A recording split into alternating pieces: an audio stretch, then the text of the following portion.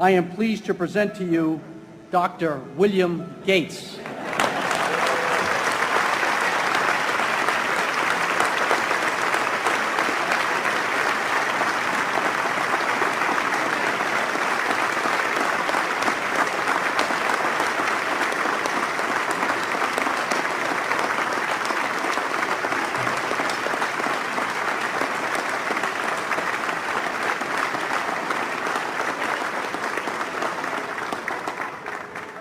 Thank you.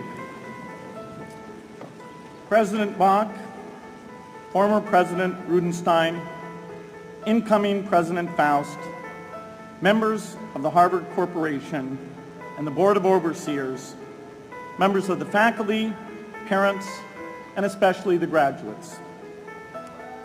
I've been waiting more than 30 years to say this. Dad, I always told you I'd come back and get my degree.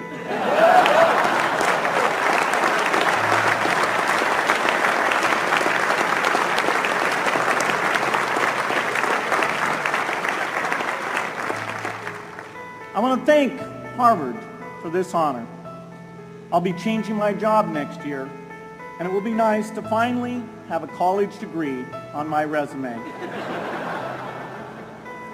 I applaud the graduates for taking a much more direct route to your degrees. For my part, I'm just happy that the Crimson called me Harvard's most successful dropout. I guess that makes me valedictorian of my own special class. I did the best of everyone who failed. But I also want to be recognized as the guy who got Steve Ballmer to drop out of business school.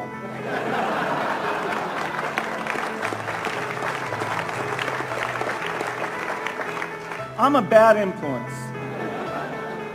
That's why I was invited to speak at your graduation. If I'd spoken at your orientation, fewer of you might be here today.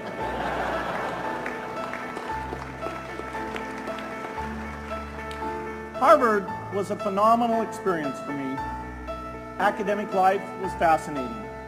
I used to sit in on lots of classes that I hadn't even signed up for. And dorm life was terrific. I lived up at Radcliffe in Courier House.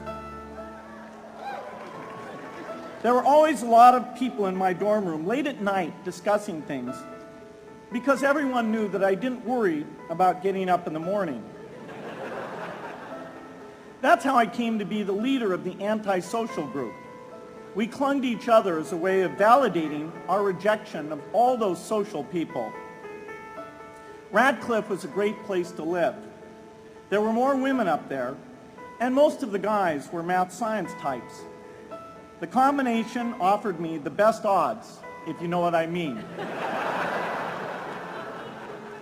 That's where I learned the sad lesson that improving your odds doesn't guarantee success.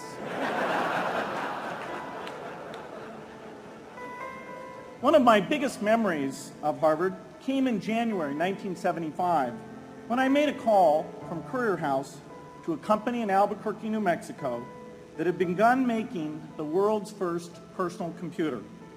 I offered to sell them software. I worried they would realize I was just a student in a dorm and hang up on me. Instead, they said, "We're not quite ready. Come see us in a month," which was a good thing because we hadn't written the software yet.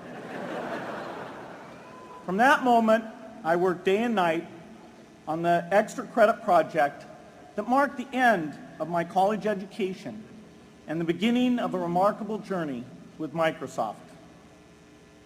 What I remember above all about Harvard was being in the midst of so much energy and intelligence. It could be exhilarating, intimidating, sometimes even discouraging, but always challenging. It was an amazing privilege, and though I left early, I was transformed by my years at Harvard, the friendships I made, and the ideas I worked on. But taking a serious look back, I do have one big regret. I left Harvard with no real awareness of the awful inequities in the world, the appalling disparities of health and wealth and opportunity that condemn millions of people to lives of despair.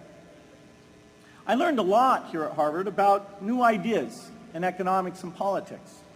I got great exposure to the advances being made in the sciences.